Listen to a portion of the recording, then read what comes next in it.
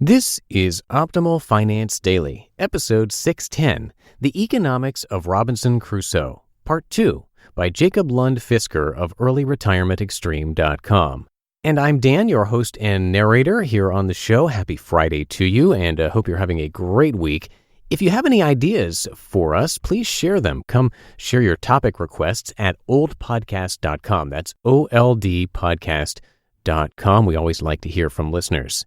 Now, today's post is a continuation from yesterday, so if you are new here, if you're just discovering us, I would definitely recommend listening to yesterday's episode first. Also, the first of the month, hard to believe, is in just 2 days, which means it's time for yet another book giveaway. We'll give a book away to somebody who's on our mailing list, so you want to be on that list. And if you're not on it yet, you can join for free at oldpodcast.com. I'll give you a quick reminder about that at the end as well. So for now, let's get straight to our content, to part 2 of the post from Jacob, as we continue optimizing your life. The Economics of Robinson Crusoe, Part 2, by Jacob Lund Fisker of earlyretirementextreme.com. Alternative 1. Spend 4 days saving 20 berries a day. Take day 5 off and make a stick. Pluck 150 berries on day 6. Surplus, 150 minus 80, eaten, equals 70 berries. Alternative 2. Borrow 80 berries today and make a stick. Earn 150 berries and eat 80 of them, leaving 70 on days 2 to 6, for a total surplus of 350 berries, and pay Robinson back the 160 as promised, leaving 190 berries. Alternative 2 seems like the wiser choice, since it results in 190 berries after a week rather than 70 berries. So let's say Friday agrees to pay Robinson 80 berries in interest, 100% per week, pretty high. This is an example of when incurring debt can be a good thing. However, what would happen is Friday, who has not even built an emergency fund, would get sick tomorrow. He would still be on the hook for the 160 next week, but he would have no time to build his stick. Even working every day, he would only have 120 berries, which is not enough. Friday would be insolvent and default on his debt. This is why people in debt need disability insurance. The Aflac commercials, which you've probably seen, describe the situation pretty well. The rule here is, fourth, debt comes with risk but can be used to boost future income if invested properly. In fact, most companies use some form of debt to boost their earnings. Students also use debt to get an education to boost their future earnings. Of course, debt can also be used unproductively. Suppose Friday desires a shelter or a day off instead. It normally takes a week to build a shelter, but Robinson is willing to lend the money now for weekly installments for the next 6 months. I won't be writing down amounts in berries anymore, but it should be clear what is going on here. Robinson is foregoing productivity in return for an extra income, interest, which Friday is now on the hook for. Friday, in turn, needs to spend future income for his present consumption, the hut. In other words, Friday will be paying more than he would if he saved and paid in cash. In return, he gets the hut now. The money he has to pay Robinson in interest will not be used to invest in increasing Friday's future income. Rather, it is used to increase his present standard of living despite him not having earned the money to pay for it yet. However, at least Friday will have a shelter to show for it, which he could sell back to Robinson should he choose to do so. Suppose, however, that Friday borrowed to increase his present leisure, such as a game system. Then he is truly on the hook.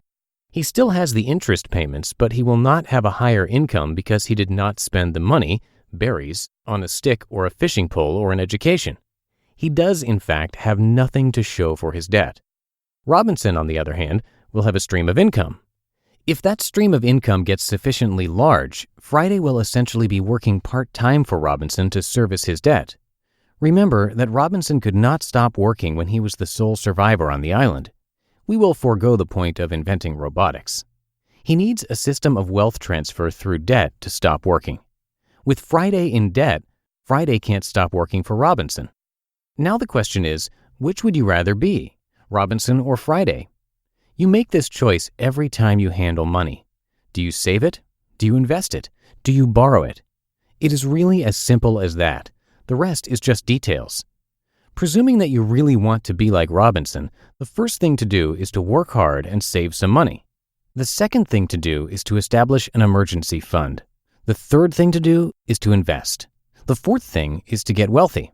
The fifth thing is to generate income streams. And the sixth thing to do is to retire and spend every day on the beach. You can't do 6 before you did 5. You can't do 5 before 4, and so on. Everything starts with making more money than you spend. Without that, everything else is void. I have not mentioned debt in the 6 steps. The reason is that debt is a sophisticated way towards becoming wealthy. It is not strictly required. I didn't use it. Debt should, in my opinion, never be seen as an opportunity for consumption. It can sink your financial ship very quickly. Anyway, let's see how debt works in our society. It is almost taken for granted now that big items are financed with debt. Rarely do we negotiate the cash price. We negotiate the monthly payment. This goes for houses and cars.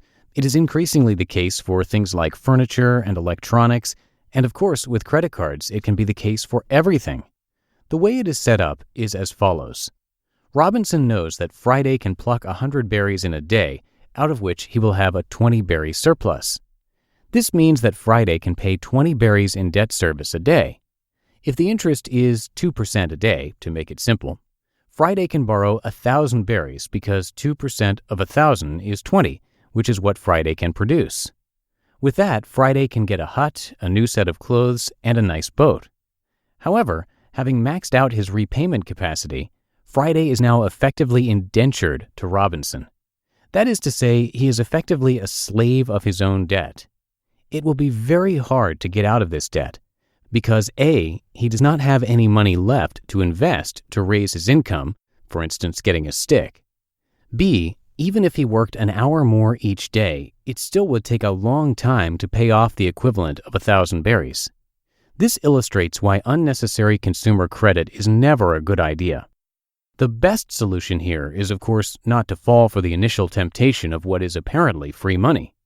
This is essential to how the world hangs together. Of course, most of us have some savings, some investments, and some debt all at the same time. What makes some people rich and some people poor is due to the different choices we make when it comes to working, saving, spending, investing, and getting into debt. You just listened to part 2 of the post titled The Economics of Robinson Crusoe by Jacob Lund Fisker of earlyretirementextreme.com. And as promised, just a quick reminder that we're doing another book giveaway this weekend to someone random on our weekly newsletter mailing list. So if you're not yet on it, you can join for free at oldpodcast.com. That's oldpodcast.com. And that's 610 episodes of Optimal Finance Daily in the books. Thank you so much for your support and for listening every day, and I will be back with more posts for you next week. So have a great weekend, and I'll see you here on Monday, where your optimal life awaits. Hello, Life Optimizer. This is Justin Malik, creator and producer of this podcast, but also Optimal Living Daily, the show where I read to you from even more blogs covering finance, productivity, minimalism, personal development, and more from incredible bloggers like Derek Sivers, Zen Habits, Mark and Angel, The Minimalists, and all the ones you hear on this show too. So if you enjoyed today's episode and like taking amazing blogs on the go, come on over to Optimal Living Daily and subscribe to that one too. And together, we'll start optimizing your life. You've been listening to Optimal Finance Daily. Be sure to hit the subscribe button to stay up to date on each new episode and head to oldpodcast.com. That's OLDpodcast.com for a free gift as well as more actionable tips and resources to help you maximize your potential. Thanks for joining us, and remember, your optimal life awaits.